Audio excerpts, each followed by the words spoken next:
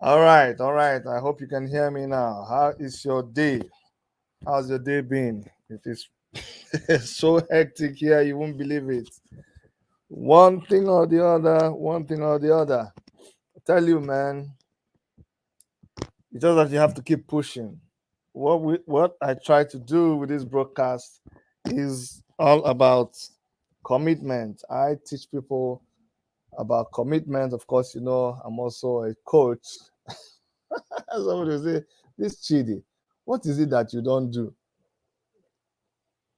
I tell you, you have to do what you got to do. Okay?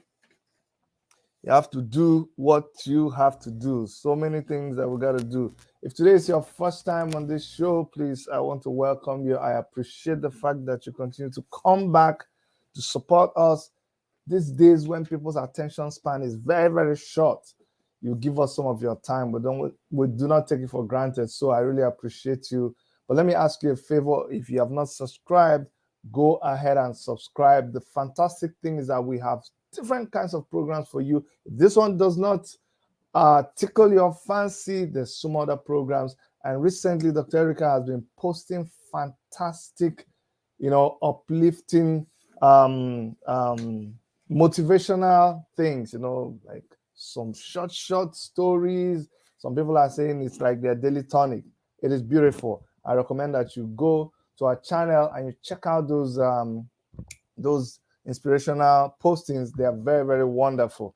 Also, we're going to expand a little bit and follow not just Nigeria, but things that are happening all over the world. So you're in for something fantastic. And I'm going to spend more time to try to, talk with you guys back and forth. So, yes, bring on the comments. I will read them as much as possible. And please, if you need to yab me, yab me. Don't pity me.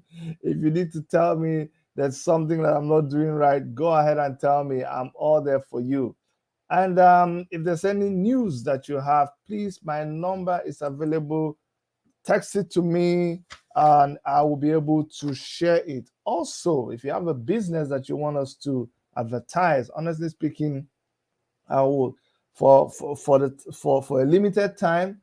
I am willing to advertise your business. Just send me text about your business, send me an image, and I will feature it on this show free of charge. That is a commitment I'm making to you right now. In fact, I'm gonna post my number 647-989-2837. Someone says, Chidi, why do you share your number so publicly? I said, because I'm a public person.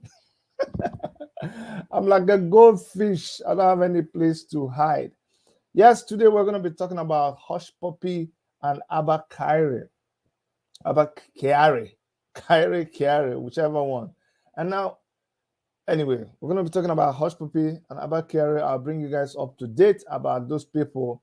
And then we will also talk about the Canadian police. Since we're already talking about Abba Kyari, who is, they call him Super Cop in Nigeria, I'll also talk about Canadian police, show you how Canadian police is, and when we'll compare two of them. And we will also talk about the latest with the IPOB, okay, Indigenous People of Biafra.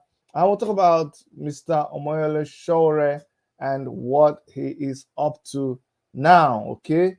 So buckle your seatbelts and please keep the chat room busy. If I see you say anything, I will try to respond. Be reasonable though. If you start saying things that are like insulting people, because I won't insult you, but if you try to insult people, I'm going to kick you out from the chat. Let's agree with that. If you try to be abusive, we will kick you out. All right. Big ups to you, Sohel. I see you. I have a date with you. Yes, we've not made the poster, but I'm going to do that. Ibrahim Uzoma, good evening to you. Where are you, Abraham? Where are you reaching us from? It says good evening from here. All right. Every other place here we're still at 2 o'clock, so it's afternoon here. But big ups to you. All right, let's go over to Hushpuppi and let's go back and Abba Kyari. You guys know that and the government there in Nigeria. One thing about people in Nigeria, WSR1 TV. Thank you so much for coming and joining us here. Remember, I told you guys, if you are like Canadian like me, and some of the things we say here, you don't understand it, is because we have programs that are customized for our African public, and then we have programs that are customized for our Canadian viewers, subscribers. Okay, so if what we're saying doesn't make sense to you, don't worry, it makes sense to some people. And when we are talking about Canada, you understand what we're talking about. So big ups to you guys if you're joining us from Toronto here, or from Winnipeg, or from Ottawa. Please, we appreciate you, especially the truckers. Look, listen, truckers are out there protesting in the capital city of Canada, which is Ottawa, in very, very uncomfortable and temperatures. Let me tell you something. We stand with those truckers, and you're like, Chidi, really? Why? Why not? Why not? I know, listen, every time people come out for a protest, you're not going to have 100% of the people obeying all the rules or doing things properly. Some people are going to do something that will bring a bad rap to the organizers. But fairly speaking, I can tell you that they have conducted themselves properly, and what they are asking for is nothing out of the ordinary. They're exercising their fundamental human rights to speak out. They have said that the government should try to adjust the vaccine mandate. They're not saying there shouldn't be vaccine. They're not saying people should not take vaccine, but they're trying to say, let's not turn Canada into a state policed country where, like Russia, like China, people escape from all those places to come to Canada. Okay, so that's what the truckers are saying, and that's why you see us. We stream those protests, and some people are like, "Gee, this is gonna get your channel in trouble." Listen, there comes a time in life when you have to take a stand. You don't just stay on the fence. Okay, guys that are there are streaming this thing at minus 10 degrees, minus 15 degrees. They are walking up and down, streaming for 8 hours. People are living in their trucks. They've been living in their trucks for days. You just gotta appreciate that these guys deserve our commendation. Okay, so that's for those guys who are protesting. In fact, in Nigeria, a lot of people, when you call them out for protest, they find a reason not to come out and protest. I'm showing you, people have been in a place for how many days right now in frigid, cold atmosphere. Do you understand? That's what it takes for you to stand for your right. Listen, it doesn't mean every time you stand for your right, you're going to get it. But at least you cannot allow it to get to a point where people tell you you can no longer stand for your right. No. And what people should do is they should negotiate. You should talk to people. That's what you should do. Someone is saying, Chidi, you're multi-talented. Yes, I am multi-talented. And thank you so much. I appreciate you for that. Today, the government of Nigeria, they think people are stupid. Honestly, they think people are stupid. No. You don't understand that Nigerians are one of the smartest people in the world. I was looking at something in a chat room that I belong to so many chat rooms. Sorry, I don't know how I managed to keep up. And in this chat room, a friend of mine, Nsa, posted a video. It's a mashup of different things, talking about how Nigerians are and how people misunderstand Nigerians. Look, the government of Nigeria is the most stupid set of people that I've seen. No apologies to them. Somebody will say, "Oh, Chidi, why do you say that?" I'm telling you, I do not have any apology for them. They are the most stupid set of people. And the worst thing is that they take Nigerians for granted. they take, before I begin to talk about Hushpuppi and Abba Kyari and how the Chief Justice of the Federation, Minister of Justice, Malami, the way he is thinking that Nigerians are stupid. Before I begin to talk about that, I'm gonna show you guys what someone put together about Nigerians. And when I show you this, it's just for the Nigerian government to know that, excuse me, just in case you don't recognize Nigerians, let me show you how Nigerians in the diaspora see themselves. Listen to this video, then we'll come and talk about Hushpuppi and Abba Kyari. This is an interview. This is an interview they had with a girl, a lady. And hear what she's a Nigerian, by the way, but hear what she has to say. Born, bred, and buttered in Nigeria. This is what she's just trying to let you guys understand, because I face this too. What she's going to talk about, I face it from a lot of people here. But hear what she has to say. Kids really look down on Black American people? No, I think Africans, I would say specifically for Nigerians. Nigerians are proud people. We look down on other Nigerians. So it's not even, and it's not even that we're looking down. We're just always looking up. And so if you're not in our purview, we don't see you.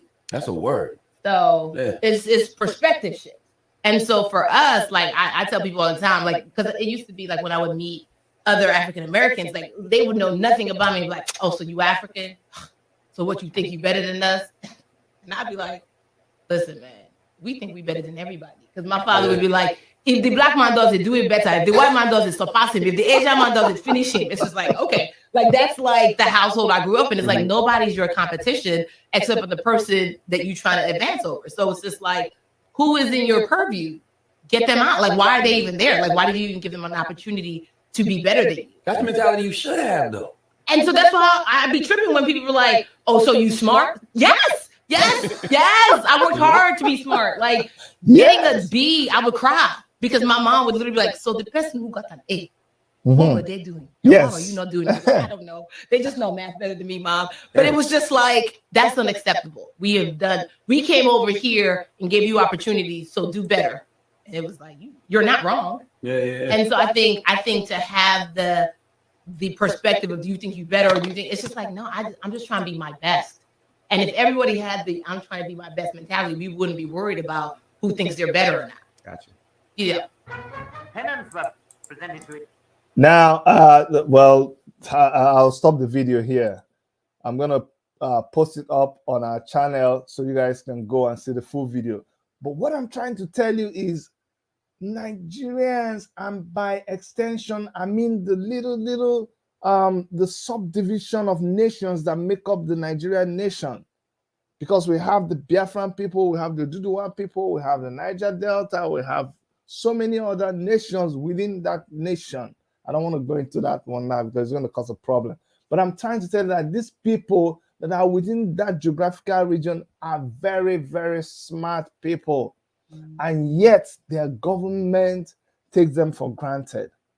You will choose a section of the population and you will say that these people are whatever.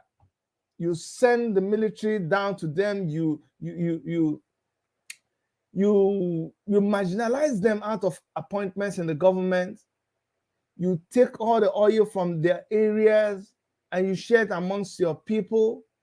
You do all kinds of things against these people. You somebody from a certain region owns a vehicle manufacturing company for years and years and years, and you fight him and discredit his company, and you don't patronize him, and you do all kinds of funny things. You do not even advertise him. But another person from another region, you actually give him the country's money, and you parade him all over the place, and you blow trumpet about him being the richest person, the richest black man in the world, or whatever. You do all that, and you think people are stupid. Abba Kyari, because he is from a certain part of the country of Nigeria, the people in the government are playing games with his case. America has indicted him. government of Dubai has indicted him. So many other people, they are waiting for him to be extradited back to America to come and face charges.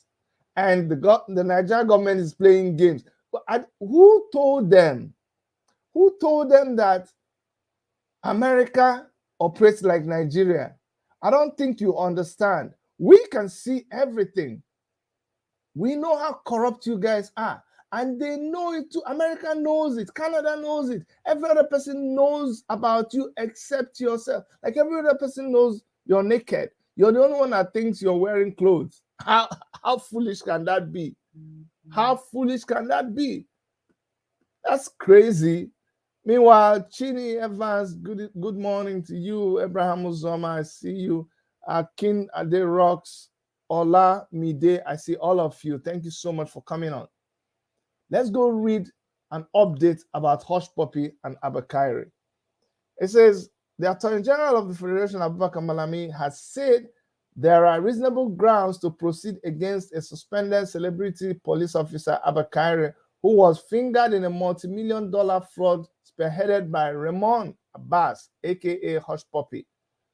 Mr. Malami disclosed this while appearing on Channel Television Politics Today on Monday. The U.S. government had in July 2021, last year, unveiled the charges against Mr. Abba Kyari and other alleged co-conspirators. This is a highly placed police officer. I can imagine if this was Canada. Let me tell you why a police officer was suspended in Canada. I'm telling you. Money Martins, I greet you.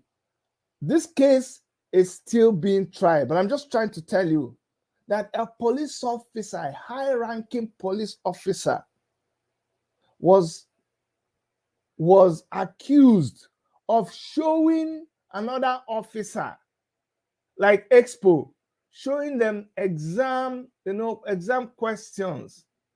No, it's not like exam questions. Like, they are going to take like a test for promotion. And this officer who has gone through that test now shares with them likely questions based on her own experience. The case is still being investigated right now, but she's been suspended. Ordinary that she showed somebody likely questions that may come out for their interview. She was suspended. That case is pending.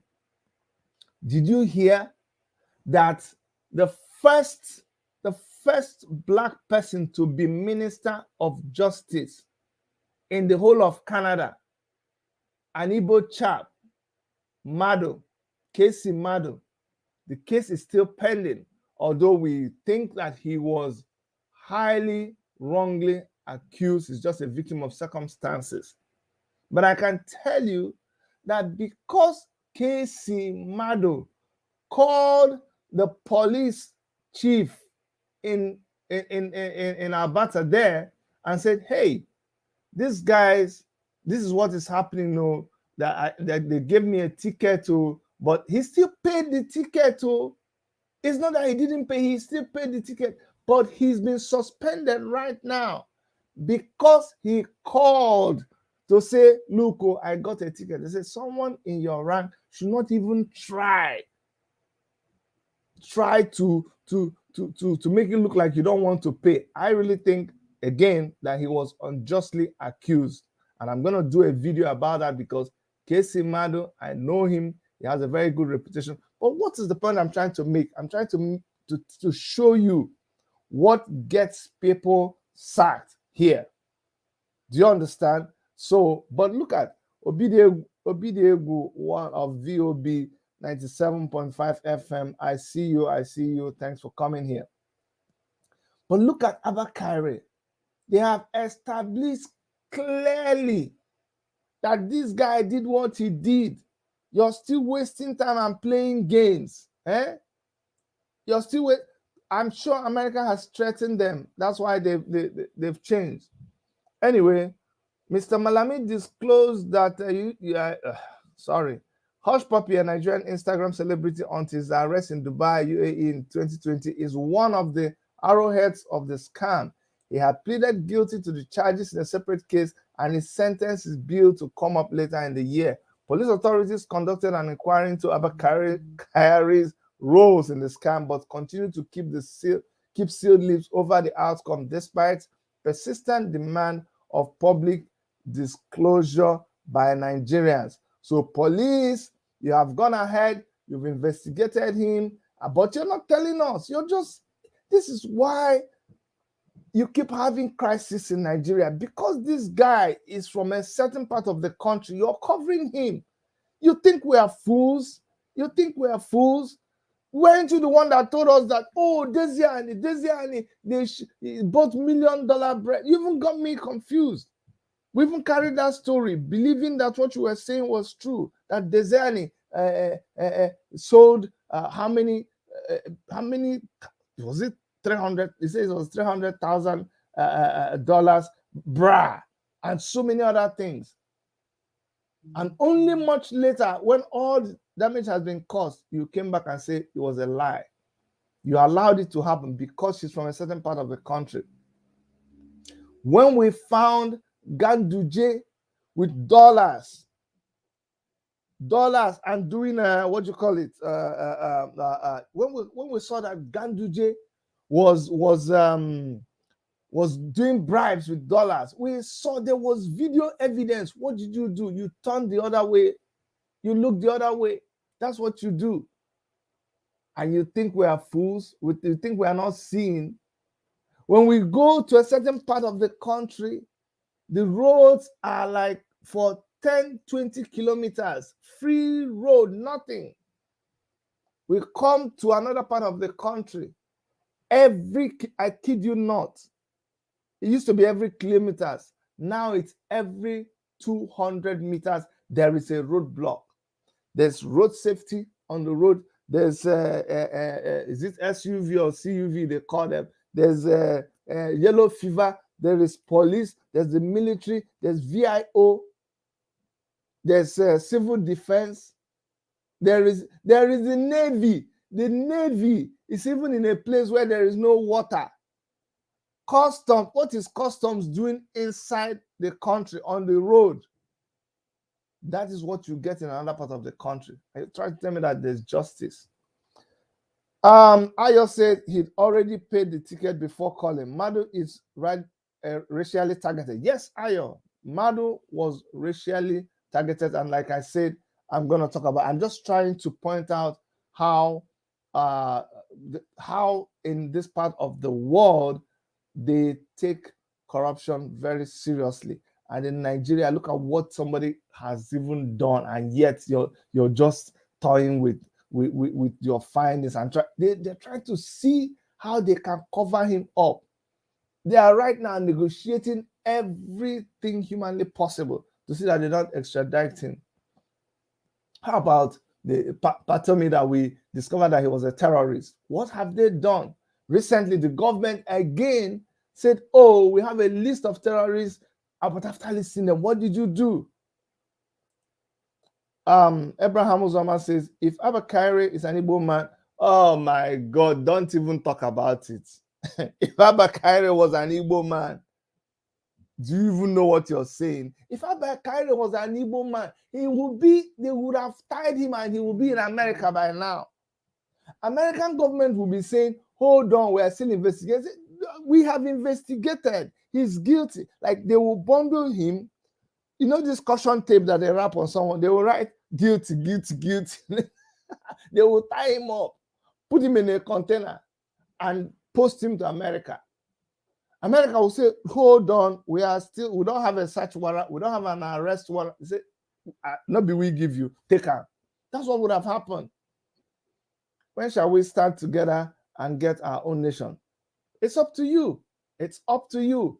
We've asked you for a revolution, however you want to do it. Because people say, oh, Chidi, revolution is so radical.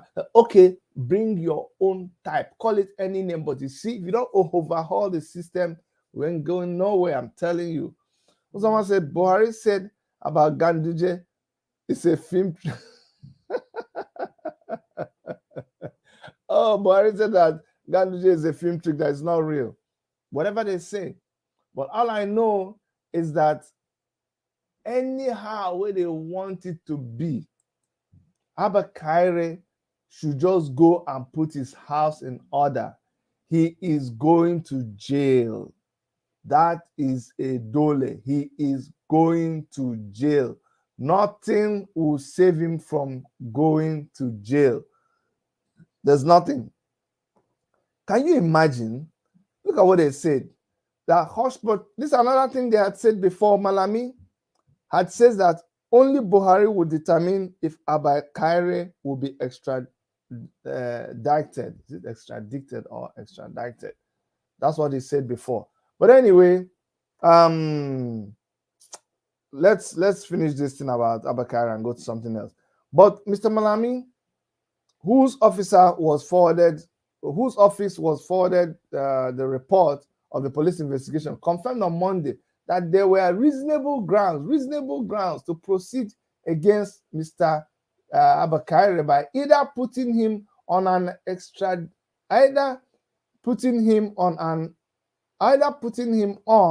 or extraditing him to the US, where charges are pending against him. As far as I'm concerned, the parties are discussing, the parties are collaborating, and there are exchanges of correspondence from the perspective of investigation, from the perspective of extradition and associated things, he said. Asked if Mr. Kyari was found guilty in the police report, Mr. Malami said, you can't find someone guilty, but perhaps reasonable grounds for suspicion can be established, which will translate into prosecution that will eventually translate to whatever. I agree with him 100% on that. But look at how long it is taking. Oh, so Nigeria knows how to go through processes before you extradite somebody. Oh, so Nigeria, you write correspondence. So America is now writing correspondence with you over somebody who they have even established after investigation that he committed a crime. But you went to Kenya and you bundled a citizen of your country and you brought him back. It shall not be well with you. You see, when you know something and you just clearly become mischievous or clearly become wicked, don't worry. That thing will turn around and haunt you until it catches you. You're not going anywhere. Should be with day here. I mean, leave those nonsense people. Let's go over to Canadian police.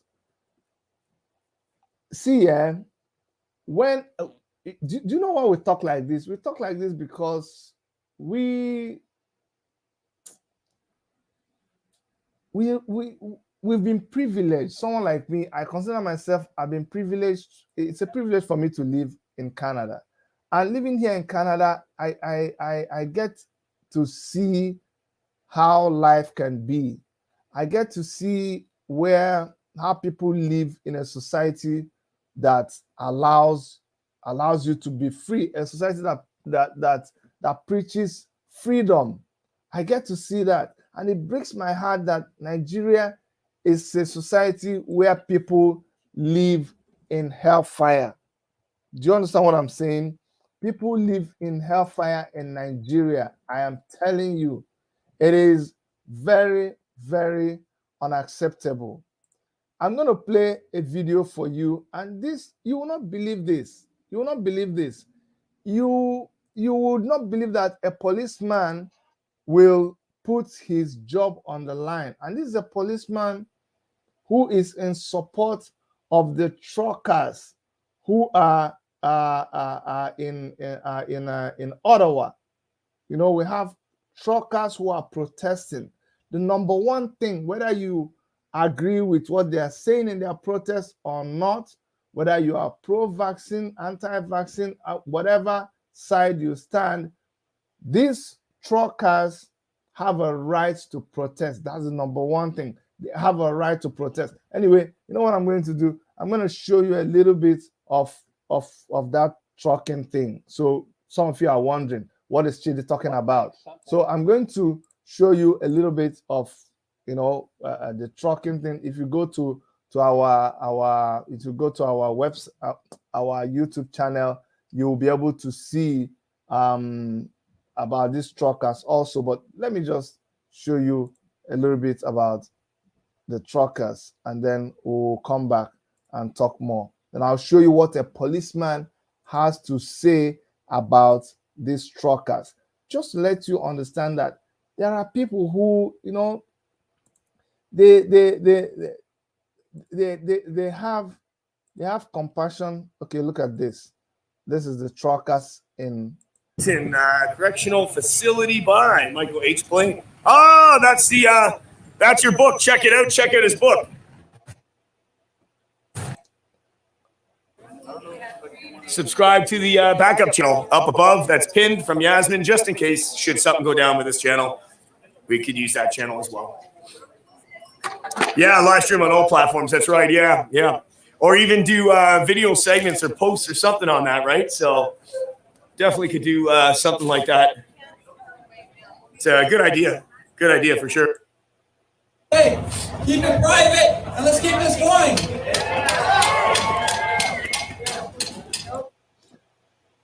Okay, so I know it might not make sense to some people, but those are people protesting there in Ottawa. Now, of course, the government does not support their protest. The government is saying that, oh, they are peeing on the grave of their max soldier and all kinds of things. But those are little, just a tiny bit of what went wrong with the protest. But on a large scale, the protest has been peaceful, and these guys are just demanding for you to remove all the restrictions that you have because of COVID, because according to them, COVID has actually gone down and there's no need for all those kind of restrictions. But what touched me is what this policeman had to say. This policeman had to say this, and this policeman is an American policeman, and this could cost him his job, but he did not care. He cared more about humanity and wanted to be with the people. So I'm gonna show you what this policeman said. Listen. Hello, everyone.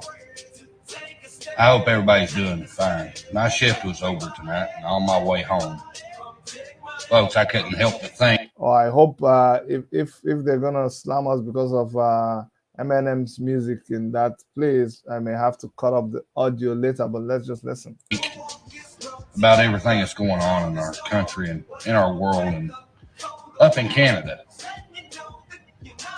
You know, these folks are really standing up for what they believe in, and rightfully so.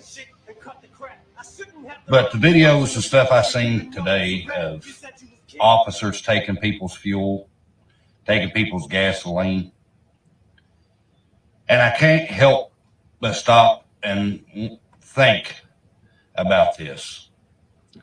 You know, as an officer, my career, I've heard countless times about integrity, being a person of integrity, doing the right thing even when no one is looking.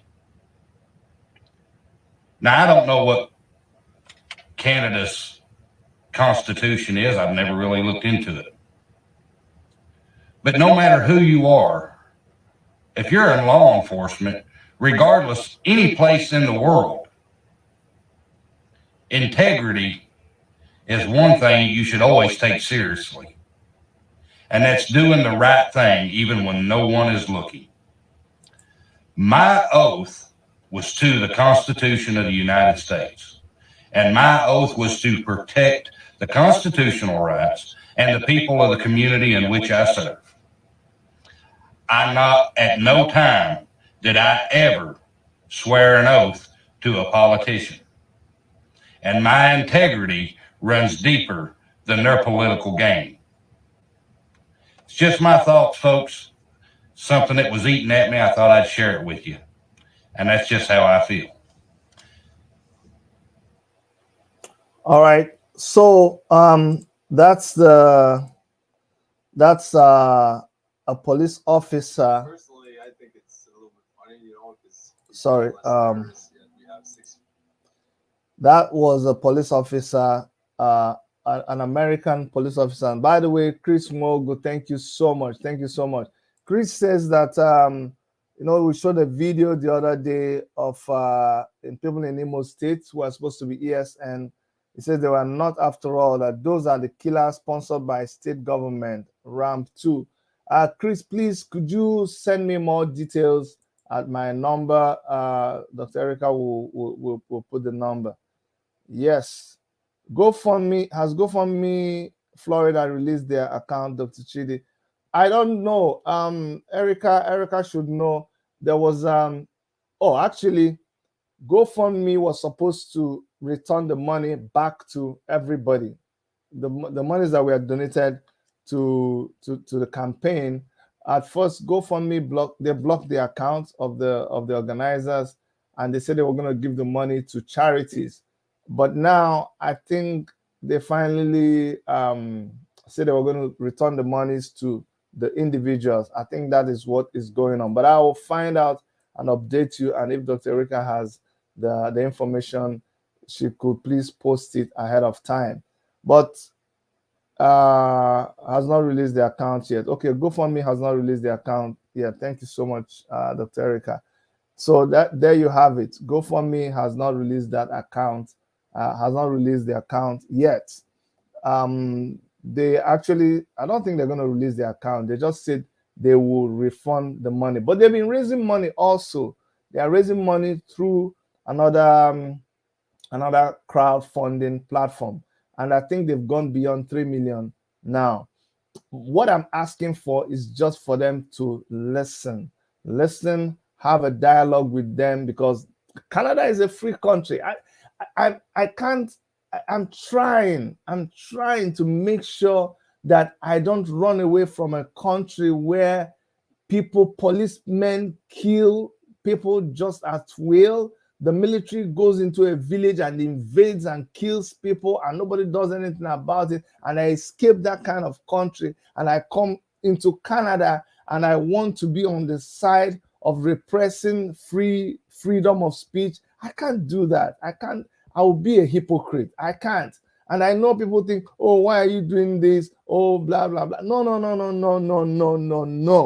Please. You won't find me trying to protest against people who are protesting. No, because I know what I face in my country. A lot of my comrades right now are incarcerated. A lot of people who speak up for justice, they are in jails. And so we that have the privilege of having escaped that system, we can't come here and still be acting like we don't know what it means for people to be free or for people's freedom to be restricted. So no way. We're on the side of the truckers. Yes. Erica says the Freedom Convoy is gaining traction on a new crowdfunding platform after GoFundMe shut its doors. As of Tuesday afternoon, they have raised more than 6.3 million, you see, from 69,601 donors on Give Send Go. All right, that's the place. Give Send Go. The lesson that I want people in Nigeria to learn from this is that freedom is not given to you. You have to possess it. And power belongs to the people. And nothing comes easy. People start a little bit of resistance in Nigeria and they give up. I'm telling you, Nigeria has the best weather there is. But look at, if I show you these people are in places that is frigid cold. Even their children are coming out. What more? You that you have fair weather, when they ask you to come out to protest, you're not able to protest. Just look at this. Just can you beat this? Can you beat? Look at that. Out here playing hockey.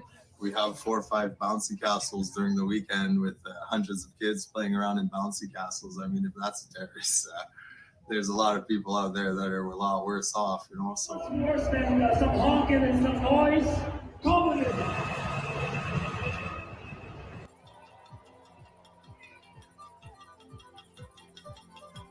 Well, I think it's disgusting for any leader of a country to vilify people for exercising their democratic right, their right to protest, their right to demonstrate peacefully.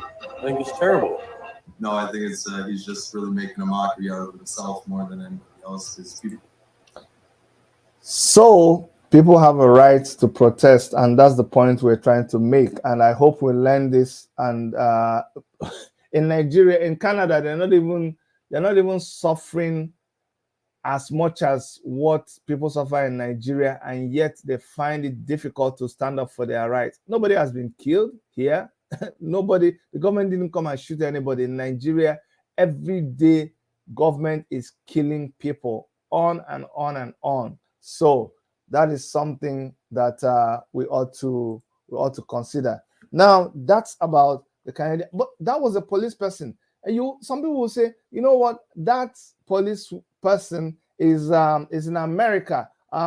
If they were Canadian, then they wouldn't be able to do that. No, but that's not true. You have there's even a Canadian police officer that did her own video about this, and I'll play it down the road if I find it. But let's move a little bit away from Canada, and let's talk about IPOB. IPOB, for those of you who don't know, is an organization, a worldwide organization of the indigenous people of Biafra. Biafra is in the eastern part of Nigeria, and these people just are indigenous to this area, just like you have the indigenous people of Canada.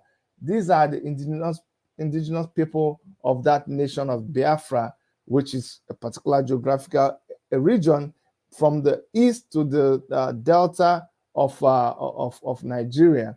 That is the people that constitute these indigenous people of Biafra. And for a very long time, they've wanted to live peacefully and amicably inside a forced marriage that was brought about by the early colonial masters, the British, actually. So many people have colonized Nigeria, from the Portuguese to a lot of other people, and then finally the English people. And after they colonized Nigeria, they gave Nigeria that name Niger area, which was given by Flora White, the girlfriend of Lord Lugard, because they were not even married.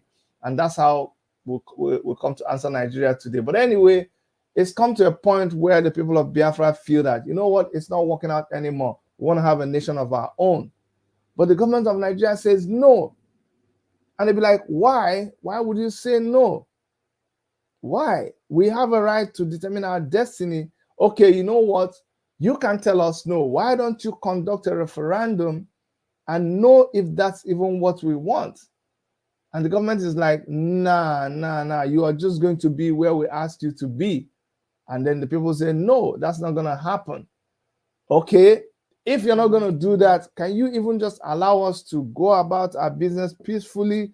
They are well known for trading. Can you allow us to do our business, in peace? And that is not happening. When I was talking about roadblocks on the road, it is because that's what you get in that part of the country. Roadblocks everywhere, harassment by security forces. Now they are in different villages, killing people, burning houses. People can't go to their farms anymore because of the activities of a particular group, a terrorist group that the government has refused to acknowledge as terrorists, Fulani headsmen. We know that in the north, ISWAP is operating, Boko Haram is operating, but that's their business. They don't want to deal with it. That's their business. But we don't want in the Biafra area where people are very hardworking, they need to go to the farms, they need to go about their daily businesses. They are not able to do that because you allow these people to overrun the place.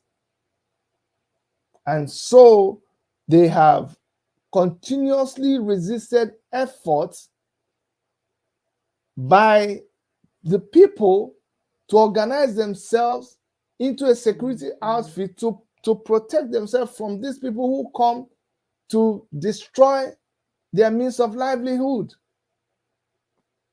And through a leader of this organization known as Mazi Nnamdi Kanu, and this is for the benefit of people who don't know what I'm talking about, he established the ESN, the Eastern Security Network. It was supposed to be a paramilitary group or just a civilian security outfit. But when he realized that the people he's fighting have sophisticated weapons and there is credible information to believe that these guys were state-sponsored or that the state is not doing anything to prevent the kind of mayhem that these people cause from happening, they had to arm themselves with ammunition too. I mean, you can't fight somebody who has automatic machine guns with sticks. No, that won't work. And in self-defense, you do everything that you have to do to defend yourself based on the threat that you see. If a little child is coming to you with a stick, the way you're going to defend yourself is different from if the father is coming with you with a machine gun. You're going to do something different, even though the threat is coming from the same family.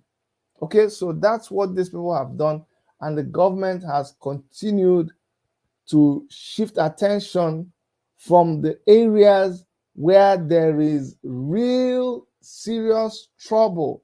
We are talking about areas where a whole local governments have been occupied by Boko Haram. They've raised their flags. They are running schools there. They have checkpoints where they are collecting taxes from the citizens. They have burned churches. They've banned Christianity in whole areas. They have taken a whole village and they've made them raise their right hands and convert to Islam. And people who did not convert to Islam, they were killed. This whole thing I'm telling you is happening in a region where the government is not even showing interest at all. In another region, they've managed to install a governor. And this governor they installed, they are now in the same area, and this governor is giving them access to enter into the village and kill people and burn houses. Now, if you were someone from that region, how would you feel? How would you feel? Anyways, on the 16th of this month, Mazi Nnamdi Kanu, who is the leader of IPOB, is going to be in court. And there's so much that is going on inside IPOB. I'm almost reluctant to talk about it because I don't want to talk about things that are distractions. There are so many people who are misbehaving. That's what I would just say. People are misbehaving. People are mischievous. People are selfish inside that movement. And it is very shameful. It is very appalling that while Mazi Nnamdi Kanu, who is the leader of IPOB, is in detention, where he's not able to see sunlight for days, his followers are busy fighting. And can I tell you the thing that is very surprising, and people don't understand it. It is so surprising that in the middle of all the talks, go and check all the argument amongst IPOB people and everything. In the middle of it is what? Money. Money. Go and listen to anybody broadcasting about the problems in IPO. You know, they always banter with each other and sometimes they drag me into it. Go and listen to all the discussion. It's about this person, DOS, Adebo, what's her name? Oyibo, this, that. It's money. Money. This account. They opened that account. They didn't open that account. Then they told them to transfer money. They didn't tell them to transfer money. So the money they transferred that they didn't transfer. Oh my God. It is so shameful. It is so shameful. See, sometimes we should be able to yab ourselves. you should be able to tell yourself the truth, because they've said that Igbo people are money. If you want to know if an Igbo man is dead, jingle some coins by his ears, and if he doesn't wake up, then he is truly dead. Dead. You're making that assertion to be true. If we look into you and all we can see is squabbles about money, I would have even thought that we will be hearing people talk about we'll hear people talk about, oh, the process you're bringing about for making Mazi Nnamdi Kanu come out, your process is not good. My own is better. No, that person's own is better. In fact, we should do this. I thought the argument would be somebody came out and said, you know what, let us have a team and let us bust into that place and release Mazi Nnamdi Kanu. And somebody said, no. Your method is very raw. It's going to bring about problems. And somebody said, no way. Let's fly helicopter. I thought that's what I'll be hearing. I thought we'll be hearing some, no matter how stupid it is.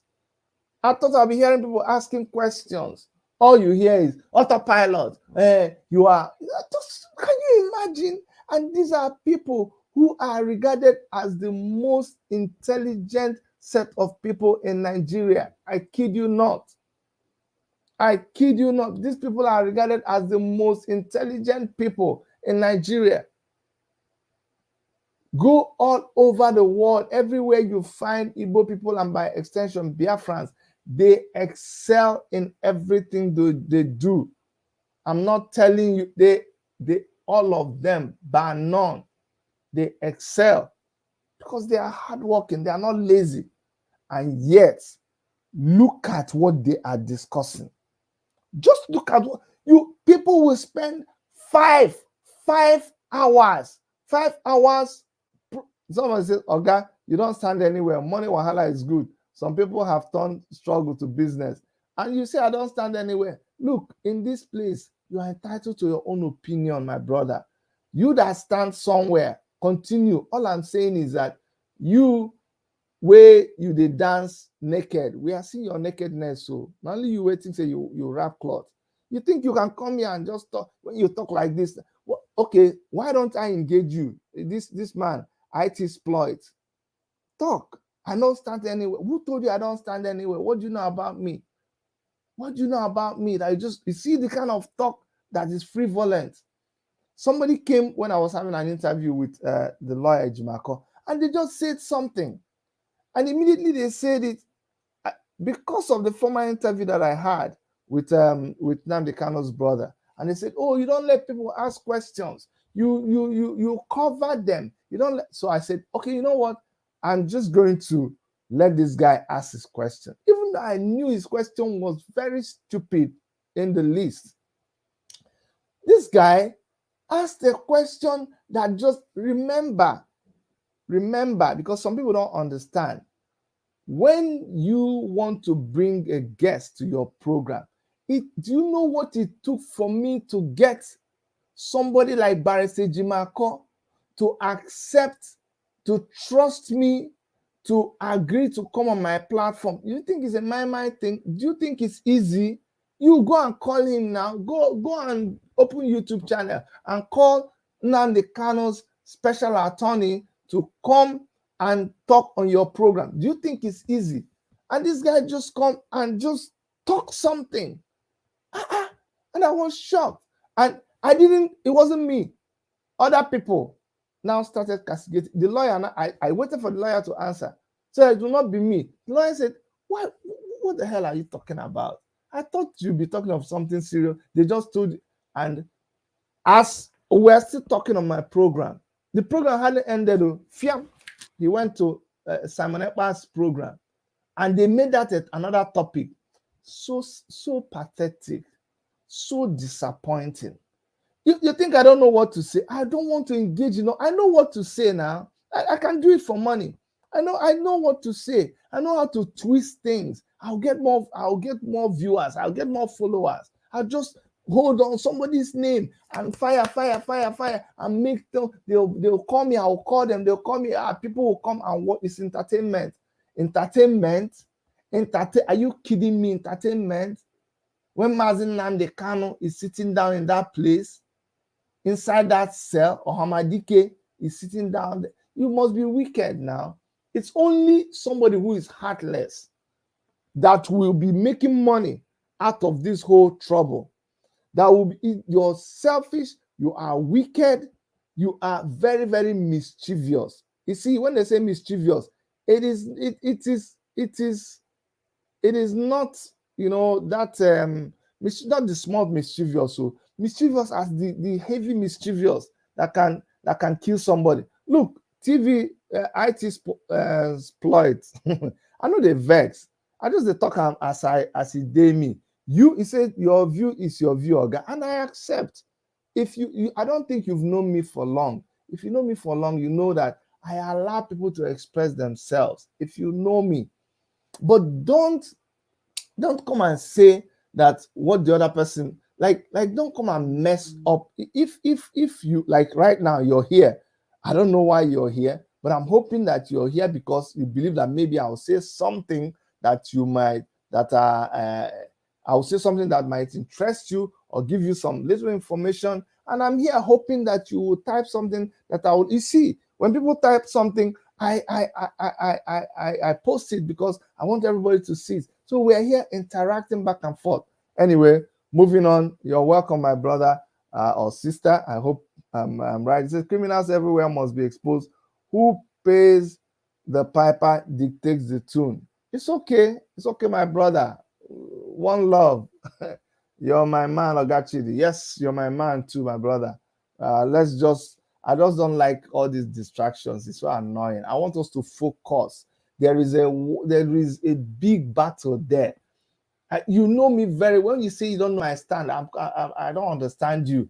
You know I'm a member of the Take It Back movement. I have never denied that. I'm a member of the Revolution Now movement. I am with Omoyele Sowore. I ran for governorship under the African Action Congress. These are things I have never denied any day. Just like I am a Christian, just like I am married to Dr. Erica, just like my channel is WMTV, just like I am a Biafran. I believe in the Biafran cause, just like I love Mazi Nnamdi Kanu. So when you say you don't understand my stand, what do you mean? I am not a due paying member of IPOB. Haven't I said it 1,000 times? But I am an indigenous person of Biafra. I will do anything to support the agitation for Biafra. I have given so much to that. Every time there is fundraising going on and they call me, I give my money. You think I'll be giving my money if I don't believe in the cause? You don't even know anything about me. It says where IPOB money is involved, truth is needed. Fine. Continue saying the truth, but don't be distracted. There is so much distraction and it is not good. That's all I'm going to say about IPOB. All the talk about lawyer this, that. Just stand. See, I want people to sometimes stand back. Just pull yourself away from this whole thing and just look at the whole thing and see what it looks like. It's smelling. It is pungent. The kind of smell that is coming from all the things that people are saying, the stench is too much. You will see, you will cover your ear and cover your nose when you stand out and look at the whole thing that is happening. You will not believe it. You will cover. In fact, you will cover your eyes, cover your ears, and cover your nose when you just pull back and see what's happening inside IPOB. That is not the kind of vision that Mazi Nnamdi Kanu has. No, it's not true. Do you know that they have even made some people begin to doubt Mazi Nnamdi Kanu? I can't even believe when I hear some people analyze, when they analyze some things, and in the analysis, they no longer call him Onyendu. I'm telling you, some people just say Kano. Is it? I was talking with someone who used to be, a supporter of everything that Mazi Nnamdi Kanu does. Come and see the way he was talking. And he is an IPOB oath, whatever member. He was saying, it's Kanu now. Kanu did this. Kanu did this. Kanu did this. Can you imagine? It's very, very, very, very pathetic. Very, very, very pathetic. WSR1 TV says IPOB is now market women quarreling at the top of their the leader languishing in detention while followers are battling for account. That's the truth. Let nobody deceive themselves. The battle is battle of accounts. Battle of accounts. That's the only thing you're hearing. Accounts. Jodu says there's so much distraction. That's the honest truth. That is the honest truth, my brother. But what I'm telling people is this. I'm not saying that these distractions will not come. Remember, the whole idea was to strike the shepherd and the sheep will scatter. That's what happened now. That's what happened. We knew it was going to happen. Didn't I tell you guys? I've constantly reminded you. We knew it was going to happen. But we are saying that when it has happened, Igbo people, you have taken control of money. Come on now. If anybody knows how to control money, it is you people. But now, money is controlling you. Money is controlling you. I just did look at the whole thing. Go and check. People like me, I will stay and I will survive. And we will talk about this tomorrow. We will talk about, not tomorrow as in tomorrow. Later, another day, Mazi Nnamdi Kanu will go and write it down. Mazi Nnamdi Kanu will come out of detention. Oh, you didn't know? You think you'll be there forever? No, now. He will come out of detention. Igboho will come out of detention. Omoyele Sowore will be a free man in this life, in this generation. Go and buy popcorn. Hey, just like when we get to heaven, the thing I will hear, when Mazi Nnamdi Kanu survives this whole ordeal, what you will hear, you will not believe your eyes. I'm telling you. Chedozi Okoye, thank you so much. He says, principle and ethics are more important. I agree with you. People lose their value for everything. No dignity, no self-respect. I think what is happening here is people are allowing Mazi Nnamdi Kanu's style of presentation to influence them.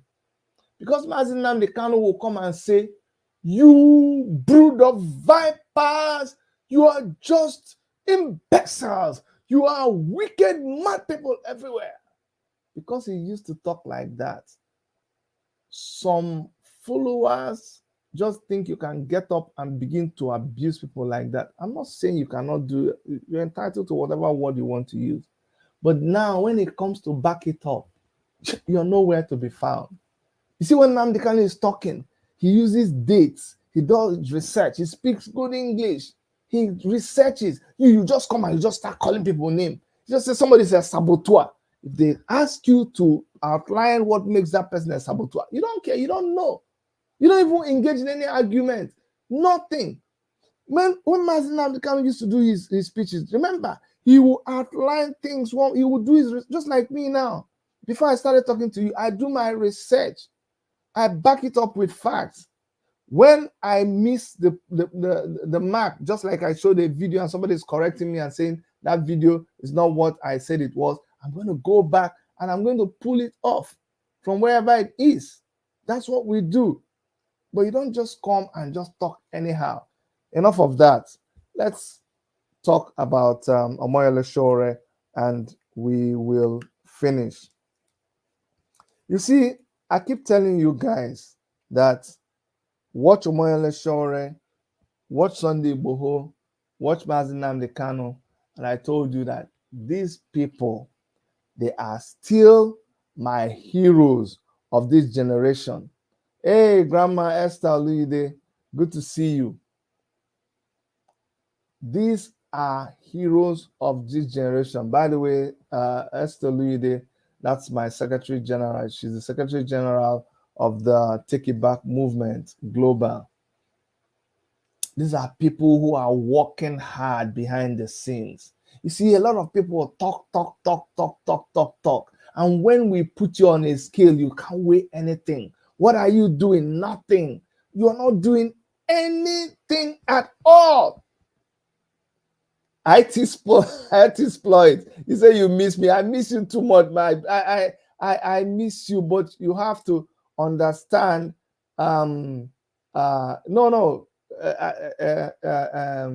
IT exploit. I'm not going to refrain. I'm going to take it down. I already told you. I'm going to take it down.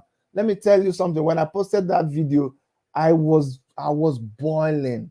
I was so mad with the activities of a Bubago in our villages. And I was so mad. So when I saw that video, I was excited. Okay, at least somebody is going to confront them.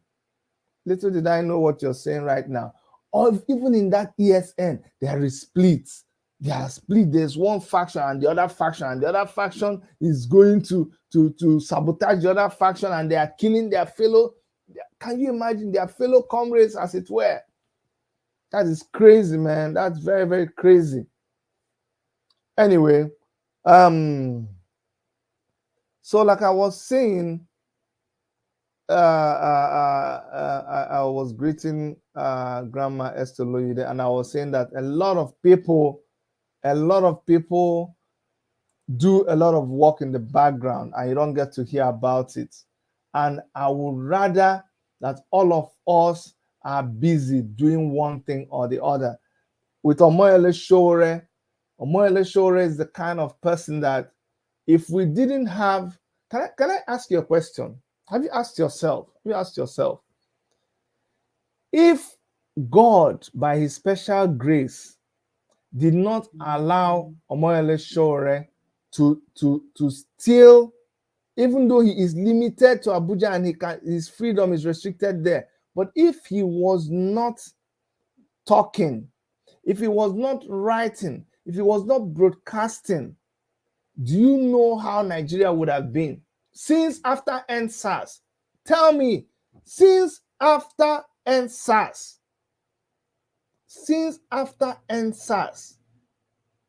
have you seen anything happen? Nothing by way of people mounting a resistance or protesting. Nothing. Why? Because the federal government brought out their fear tactics, and that's what I don't like. I don't like when people, just harass people. Thank you, Queen Esther. Thank you so much. I miss you. It's been long. Are you one of the people that ran away from us? People ran away from us. When they stop seeing us, they ran away. Imagine, we have 79,000 people. 79,000 people. Where are they? We've gone and we're looking for everybody to come back because we got very busy, and because of course we do other things. Remember, this is not do or die for us. This is not our means of livelihood. Please, we are very, very busy people. So when we pause to attend to some other things, some people just got angry and they just ran away from us. Some people don't even know we are broadcasting again. Rita Eraguere, thank you so much for coming. So guys, please continue to post our videos. Let people know that we are back. We had to step back into this fight again because we see that these people are beginning to feel comfortable. We're like, no. My wife said, no, man, no. These guys, they're just strutting all over the place like ostriches. Can you imagine people like Tinubu and the rest of them being so confident? That is a reproach. That's why we say, no, we have to come back and continue talking. We will split our time. It's a lot of sacrifice, by the way, but we're going to push. We're going to do our best, especially since the elections are coming up. Who knows, even we don't want this election to happen, but peradventure, they have their way. We want to be ready for them. And there's a funny video that we did today. I want you guys to go watch it. The video is on TikTok. I mean, other people have done their version, but we had to do our version, and I want to share it with you guys. And after, it will be on our Facebook, it will be on our Instagram and our TikTok page. I want you guys to go there and help us share. But let me share this video with you guys. Very short video, and this is all our people who are. Oh yeah, Tinubu, Osibanjo, come out now. You're not the one that say you want to contest. Atiku, Amechi, Bello, Saraki, come on, go back. Yeah, Saraki can come out now. Omahi and Wike.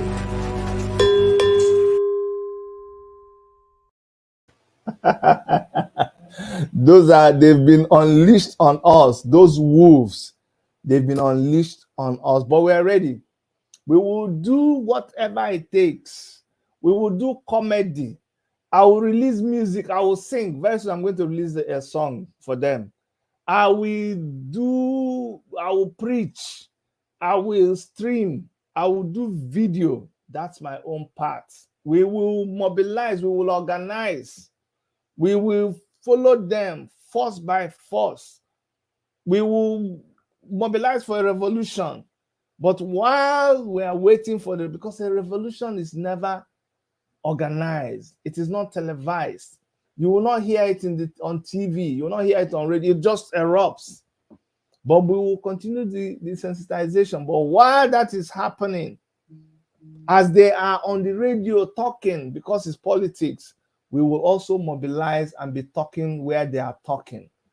Try to understand what we are doing. Don't go and say you people are, every time you say you are one Nigeria. You don't understand.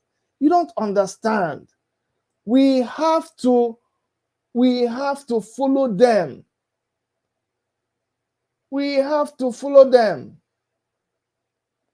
And somebody's okay. Let's talk about Omoyele Sowore. He said, let Omoyele Sowore quickly do what politicians normally do. He should boldly apologize to Southeast people with respect to JEG and Sahara reporters. He stands a good chance of displacing all these wolves. No. You don't get it. You people have been misinformed. I've asked you a question. In fact, WSR1 TV. If you want, I can invite you to StreamYard. I can invite you, and I would want to discuss this one-on-one with you. I want you to understand the role. People out of mischief also painted Omoyele Sowore wrong. But I want to challenge you with some questions, and if you can answer those questions, I will drop my support for Omoyele Sowore. I'm telling you the truth. I'm telling you.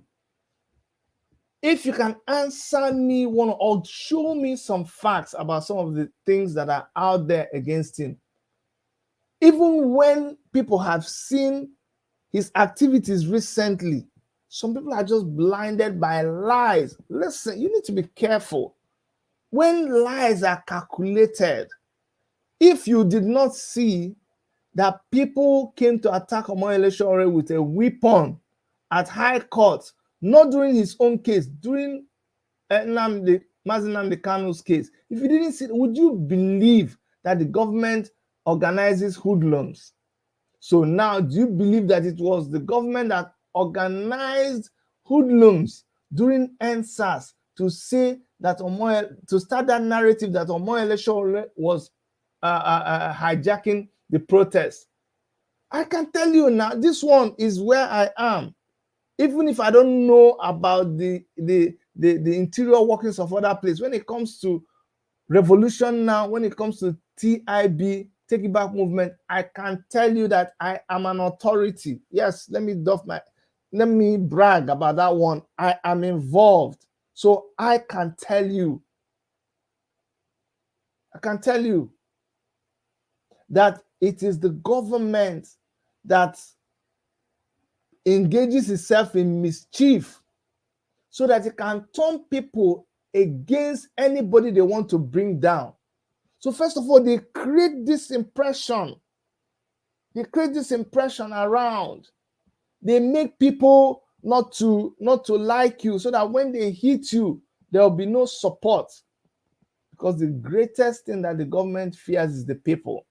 The people are greater than the government. That's why the government goes begging for votes. So the government, like, there are two arguments. Every time you say Sowore supported, it was Sowore that fought, that made J. Okay, there are three things that people say. Number one, they say Sowore supported Buhari and worked for APC. You can't prove it, and I'll prove it to you that it's wrong. They say Sowore hated Goodluck Jonathan and worked against him to make him fall. And thirdly, they say that Sowore took money to work against PDP. But I ask you this question that you've not been able to answer. This is one regime, Goodluck Jonathan. Let me ask you, where do you think Sowore is from? Ondo State. Okay. Ondo where? One of the Yoruba states. Okay. But where is Sowore from? Sowore is an Ijaw man. Do you understand? Just like in Benin, the people of Edo, just like Edo has Benin people, has Asian, has other people. The same way you have Ijaws, or would I say Ijaw Yoruba? I don't know how that works out. But Sowore is an Ijaw person. So Sowore is somebody from the Delta.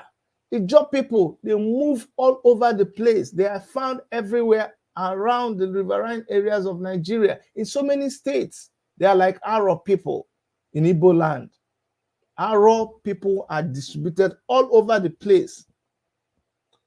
Now, do you see that Goodluck Jonathan is also an Ijaw man? So are they not supposed to be brothers? Okay, now let us go back to other presidents. Since Sowore had a special thing, he had a special wickedness for Goodluck Jonathan, and he hated him and he opposed him. How about Buhari? Was Goodluck? I'm not talking about. Sorry. How about Babangida? Was Goodluck Jonathan there during Babangida?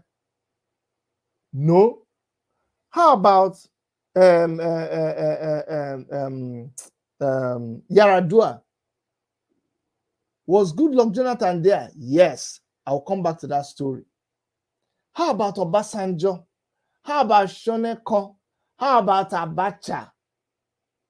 Do you remember? Sahara Reporters was not there during the time of Abacha. If I show you Sowore then, Sowore was a scraggly looking, you know how students are hungry students that time. And yet with his very lanky, disappearing frame, he stood against the military, like what you saw in Tenement Square. He came where they were having sports festival, and he spoke up, and that was the end of that sports festival. The army was in power. It wasn't even civilian. So if there's any time anybody should be afraid, not like right now. I'm talking about when the army was in charge, like the army was the people in charge. The people that had the guns were in charge, but Sowore resisted them that time. Does that look like somebody who is not a brave person? But let me come. Fast forward. We're not talking about people were Hausa, people were Yoruba. Shoneko was Yoruba, he fought him. Babangida was there, he fought him.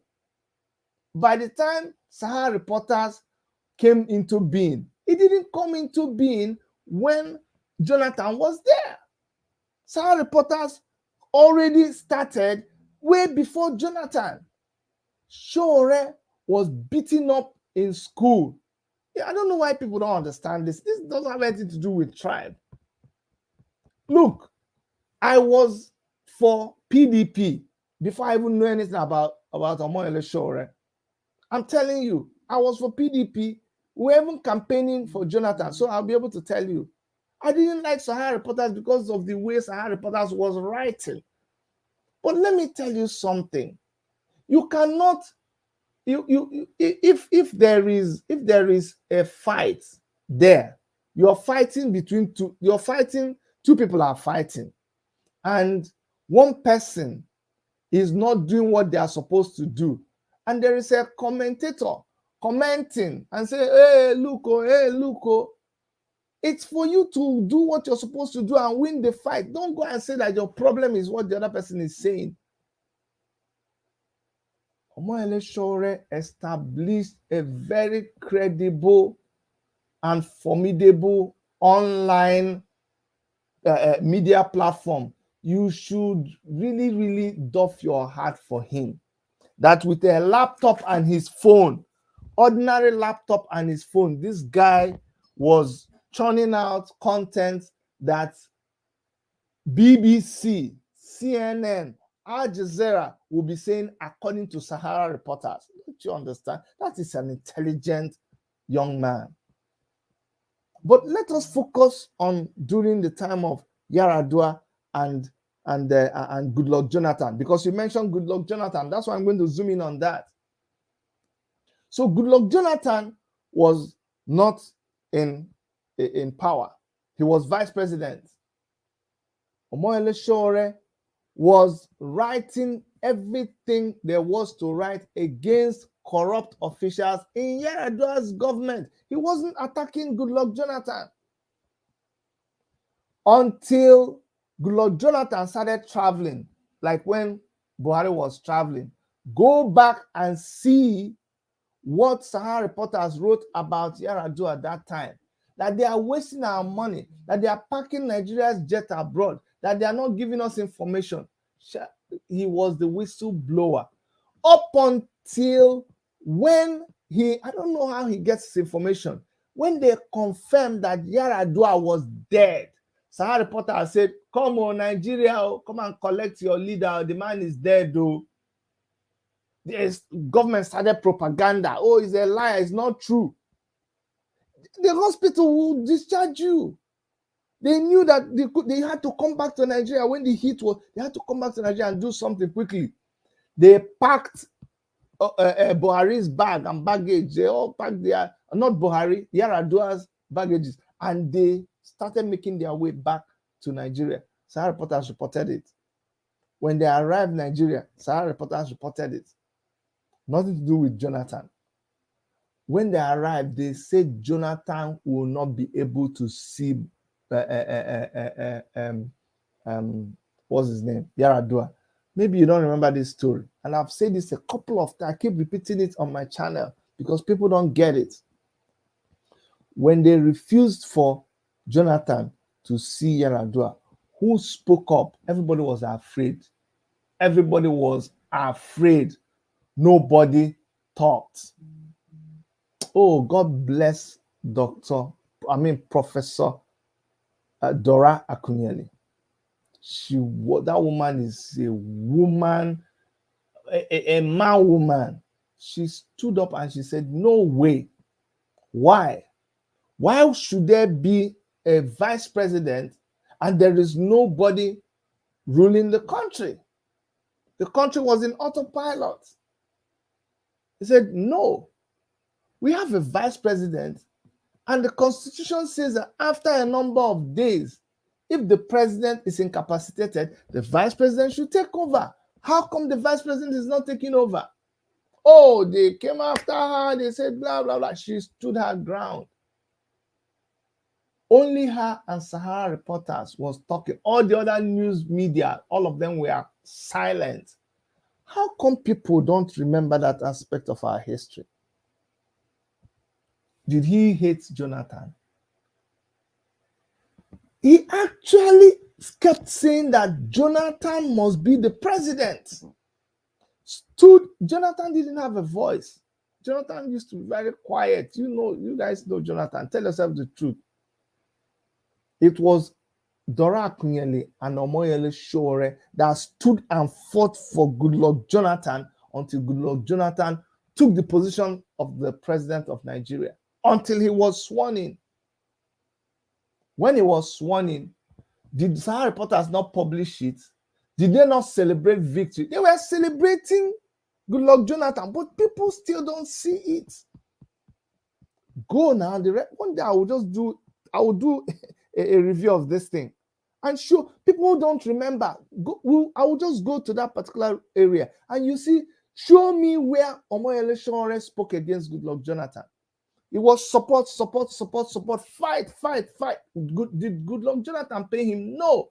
He doesn't take advertisement from political leaders or political parties. When Goodluck Jonathan now became president, Goodluck Jonathan sent somebody to Sowore. First of all is, come, whatever appointment you. I'm not telling you that they said. He told me this by himself, and the stories are out there. With names, dates. People were sent to him. Not that we were sent by Goodluck Jonathan.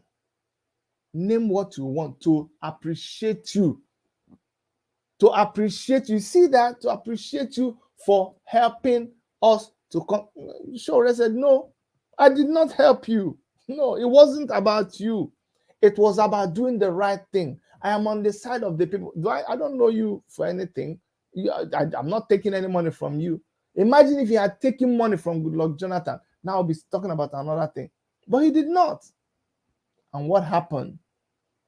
After he rejected that, he said, the only way you can pay me, the only way, it says, Rita, Dr. Chidi, you will explain everything around the long story history. Gullible Nigerians will not hear or choose to believe whatever they want. It's okay, but we'll still say it for the record. Whenever you get an opportunity to say, at the end of the day, when Goodluck Jonathan saw that, Sowore just said, the only thing I want, the only payment I need is for you guys to do the right thing. We are watching. If you don't do the right thing, we are there to criticize anybody who does the wrong thing. Anita Sunday says, they will not remember again with their chicken brain. Oh,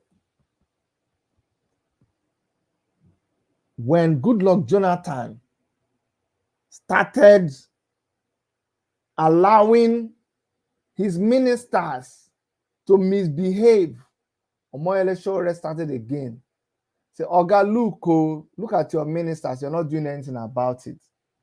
Say, no, see, they are buying houses, so we are showing you. Look at the record. Omoyele Sowore went and got a record of houses that Nigerian officials bought in UK. He showed the numbers of those houses. Some of us did not, well, me inclusive that time, some of us did not believe what they were saying until we saw a feature story by BBC. They took some officials in a bus and they were showing them houses that Nigerian officials bought with Nigerian money. When it was too much, he went ballistic after Goodluck Jonathan's government and said, we were screaming about the person before you. Now you come and you're going to do worse. We can't take this. We can't take this nonsense. We can't. So the problem I see that people have is that because Goodluck Jonathan his name is Ebele Jonathan, because he has Ebele in his name, nobody should say anything bad about him. Nobody should criticize him. We should just give him a pass mark even when he failed. No, that's not how revolutionaries do. That's not how activists do. No. If you stand for the truth, you stand for the truth, even when it is your brother, your own person that's involved. Sowore stood for the truth and he did everything that he did. So you cannot blame him. Now, that is the first part that people don't want to answer. Every time I ask them, tell me the story of what happened when Sowore supported Jonathan. How come you forgot about that time? But you remember when he was attacking Jonathan? Jonathan, was it Sowore that made Saraki? Saraki was a member of Jonathan's cabinet. Saraki was in PDP with Jonathan. Amechi was a governor under Jonathan. Amechi was the chairman of the governors forum or whatever. Amechi decamped with up to 20-something governors. Was it Sahara reporters that caused it? Was it Omoyele Sowore? Why are you people? You people just leave the waiting. You leave the important thing and you go and catch somebody who didn't do anything. How about Amechi, who decamped with the governors? How about Saraki? Are they not the ones that went and formed the GPDP, or be the new PDP? Isn't it them and the Tinubu's party, and then another party that they formed from the north with Boss Mustafa them? Is it not them that came together to form APC against Jonathan? And what Sowore was saying is that, Jonathan, you are weak, you're weak, you're weak. I don't want to talk about Jonathan's weakness, because I was also with Ifeanyi under Transformation Ambassadors of Nigeria, because I am for let things just change. I wasn't even in PDP, it was Transformation Ambassadors of Nigeria. It was Ifeanyi that went and woke Jonathan from where he was sleeping. Jonathan had lost hope. Even his vice president, architect Sambo, had already left Jonathan. Technically, he couldn't even win in his own, the vice president of Jonathan couldn't win his own ward. Even the INEC chairman was against him. Jonathan came and said on national TV that he has Boko Haram people within his cabinet, that it's only God that can save us. That whenever he holds a meeting, people will go and tell Boko Haram people.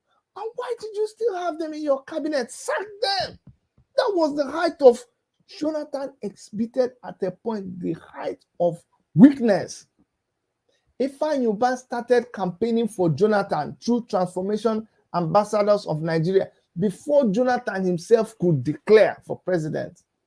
I know, I'm not telling you that they told me, because I was a member of the Transformation Ambassadors of Nigeria. We didn't start today. We've been in the political space for a long time.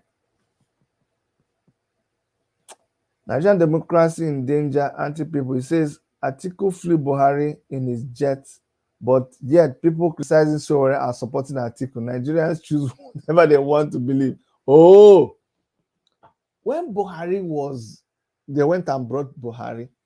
Buhari was finished too. Buhari was completely finished. Buhari didn't have anything. They don't want to remember.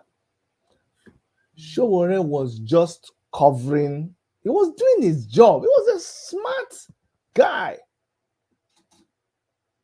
Do you understand? Sowore was just a smart guy who knew how to do his job, and that's what he did. He did the job that was expected of him to do as somebody who had a newspaper. That's what he did. And so if other people, someone is calling into the program. Hello? I need to call you after, okay? If PDP, that was already weak, remember PDP had given up, they had divided, they were scattered, they didn't do their homework now. PDP did not even have money to organize for Jonathan's this thing, declaration. It was us, Transformation Ambassadors of Nigeria. We were the ones that organized that thing. It was Ifeanyi that brought the money with which they used to organize it. Then PDP now came and started doing their own. If not for Ifeanyi, what's his name, was completely done for. There was nothing that PDP could do. So why do people, I went through all this length to ask, why is it that people, instead, I will show you, because I was there live. I will show you, we were the ones that spent all that. If anybody is supposed to be angry with Sowore, it should be someone like me. It will be someone like me because I was in the thick of the action. Let me show you. Let me show you something from Facebook so you understand what I'm telling you. It things that today. This was when we went to back Jonathan to be able to make a declaration because PDP had abandoned. PDP was nowhere to be found. PDP was finished. It wasn't Sowore. You see, Transformation Ambassadors of Nigeria. You see, Ifeanyi. By then, you see, Ifeanyi, if you see the thing he had on his neck was Transformation Ambassador of Nigeria. You see, we all came from Canada. Look at all of these things you see, the green carpet, that was Transformation Ambassadors of Nigeria. You see us there, you see all our things. We were the ones that gave PDP a platform. PDP was already done for. Just look at PDP's color. Very little. Every other thing there was Transformation Ambassadors of. Look at us. Look at us all over the place. See, look at that. Do you see? PDP is just a tiny thing, but we came all the way from Canada. If not that we came there, the PDP was already gone, completely gone. Come and be telling me that's Omoyele Sowore. Did you see? Where was Omoyele Sowore? Omoyele Sowore was just doing his thing. But people don't even know. And we don't want to go back. So when I'm talking to you, I'm not just here having a channel to just make money. No, that's not what it's all about. You just get up because somebody, you don't even know the genesis of somebody say, because they know Sowore is credible. Sowore has not taken a kobo from anybody. If Sowore had taken a kobo from anybody, they would have come to publish the account number. Is it not the same thing that made DSS to go and see his account? Then they looked in his account and they saw that the only transaction in the account was him sending money from his account in New York to his account in Nigeria. Sahara Reporters, Omoyele Sowore to Sahara Reporters. That was all.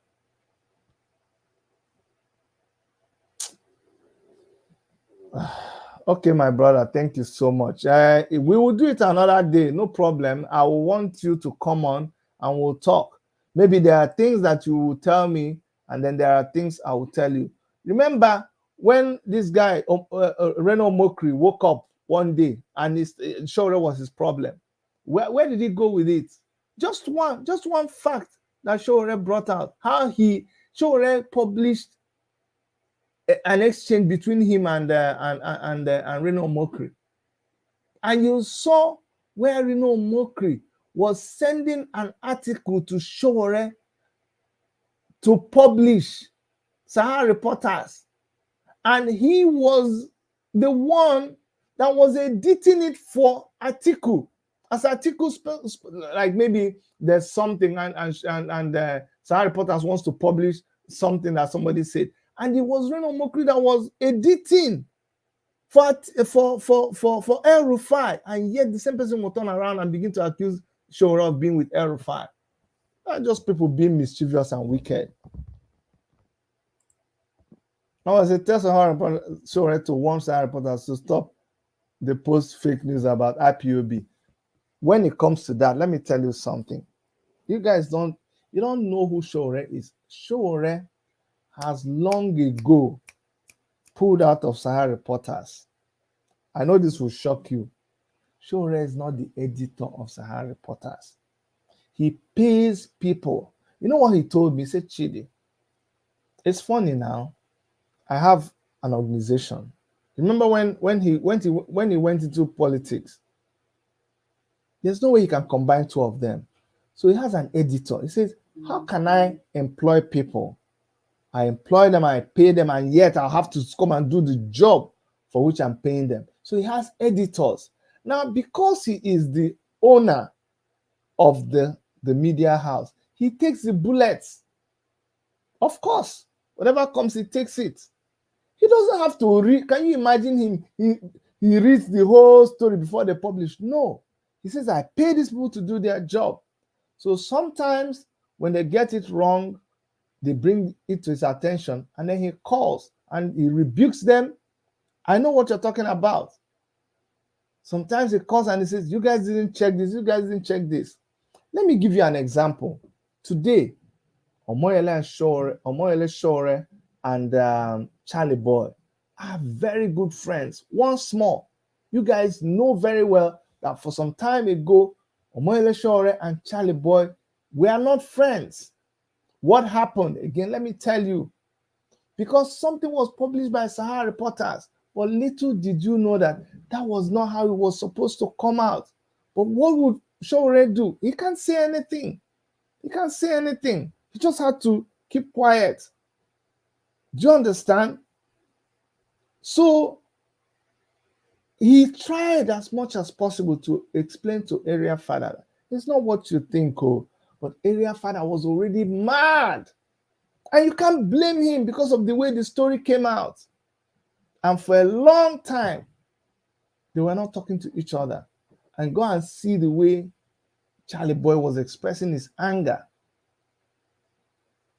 Thank God, like the men they are, one day, two of them picked the phone and talked to each other. And they had a very long discussion.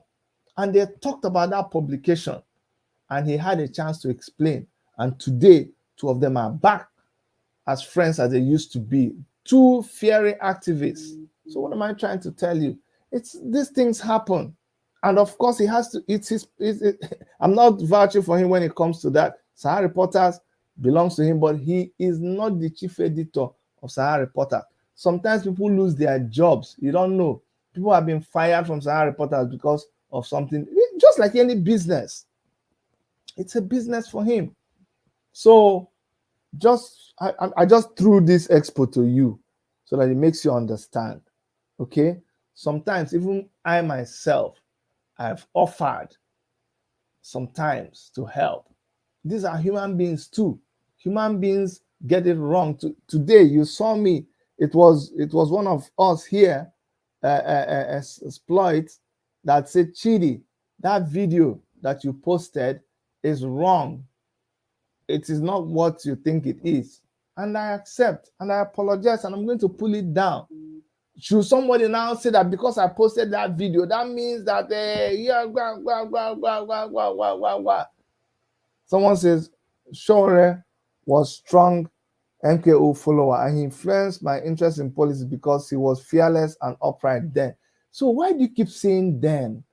See, you say you didn't have time, but I don't believe you. I think you have time. I posted for you a link. I think you should come. Join. See the StreamYard link. Take this link. Come. You seem to know so much, but you don't want to talk.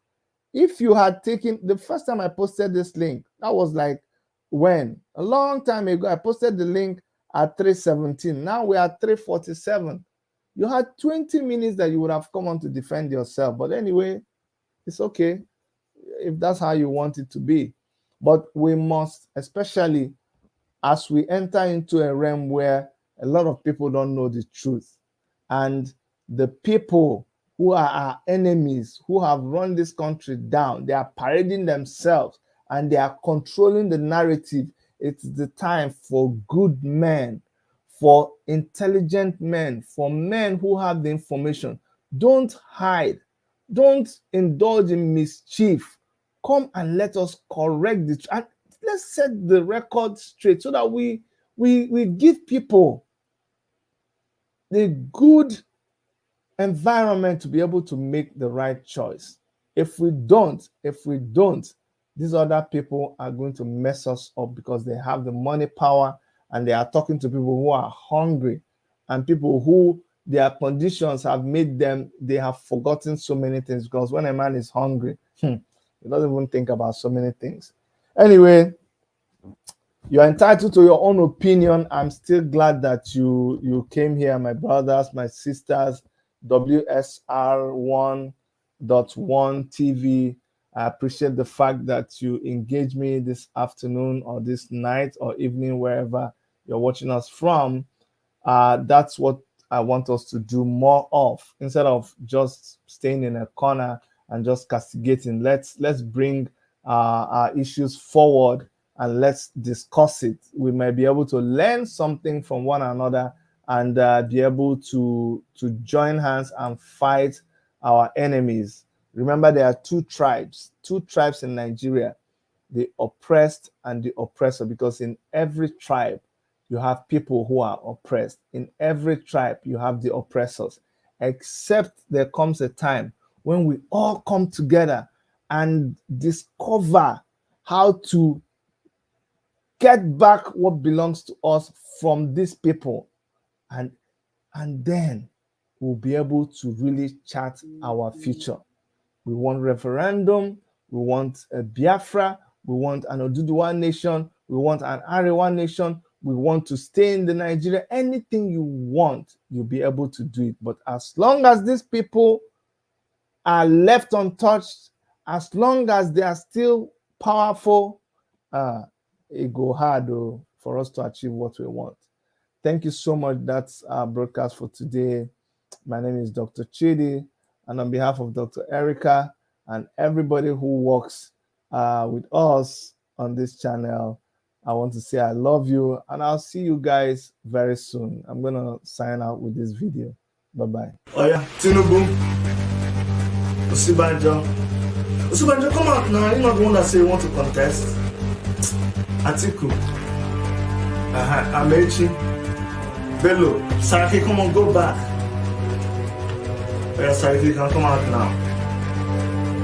Omahi and Wike.